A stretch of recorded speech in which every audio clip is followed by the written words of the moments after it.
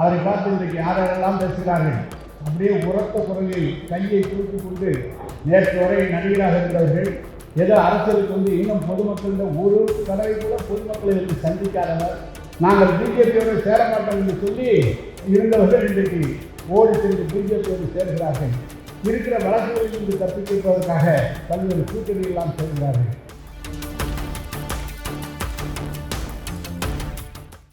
தலைவர் அவர்கள் முதலமைச்சராக 4 ஆண்டு காலம் முடிவு பெற்று 5ஆவது ஆண்டு தொடக்கத்திலே நம்முடைய முதலமைச்சர் தளபதி அவர்கள் அவருடைய 72வது பிறந்த நாள் விழா தொழிலாளர்களின் சார்பாக அவரை பார்த்து இன்றைக்கு யாரெல்லாம் பேசுகிறார்கள்.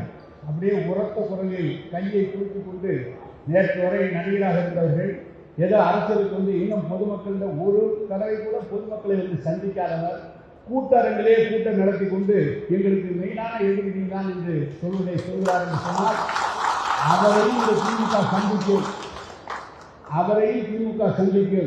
2024 மீண்டும் முதலமைச்சராக தலைவர்கள் தான் வருவார்கள் என்று உரத்த குரலோடு பேசுகிறோம். ஏதோ அமைதியாக இருக்கிறார் என்று கருத வேண்டாம். அமைதியாக இருக்கிறார் என்று சொன்னால் ஆழமாக சேவையை பார்த்து கொண்டிருக்கிறார். நிச்சயமாக ஒன்றையும் பார்ப்பார். எனவே எப்படியா இருந்தாலும் மத்தியில் இருக்கிறவர்கள் சொல்கிறார்கள், எங்களுக்கு முதல் எதிரி திமுக அகற்றப்படும் என்றெல்லாம் சொல்கிறார்கள். அவரும் முட்டி மோதி பார்க்கிறார்கள். 2014 அவர்கள் முட்டி மோதி பார்க்கிறார்கள். இதுவரை ஒரு இடம் கூட அவர்களால் இந்த வீட்டில் வெற்றி பெற முடியவில்லை. அவர்கள் ஒரு பக்கம், நாங்கள் பிஜேபியோடு சேர மாட்டோம் என்று சொல்லி இருந்தவர்கள் இன்றைக்கு ஓடி சென்று பிஜேபியோடு சேர்கிறார்கள். இருக்கிற வழக்குகளில் இருந்து தப்பித்திருப்பதற்காக பல்வேறு கூட்டணி எல்லாம் சேர்கிறார்கள்.